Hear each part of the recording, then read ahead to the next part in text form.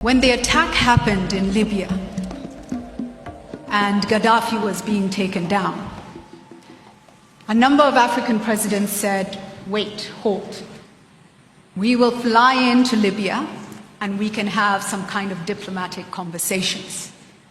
The feedback from external actors to them was, if you fly into Libyan airspace, we cannot guarantee your security.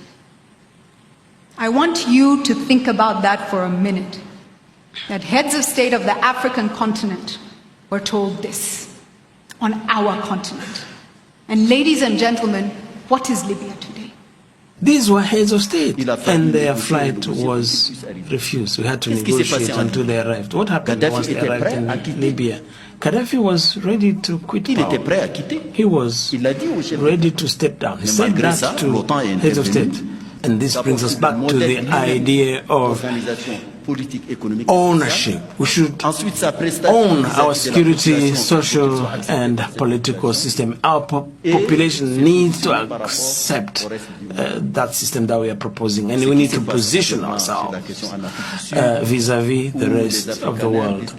When you see armored vehicles rolling in the streets, what do? Do you intervene? The responsibility to protect, does it enter into force or not? I agree that intervention should be criticized, but sometimes you need to look at the facts.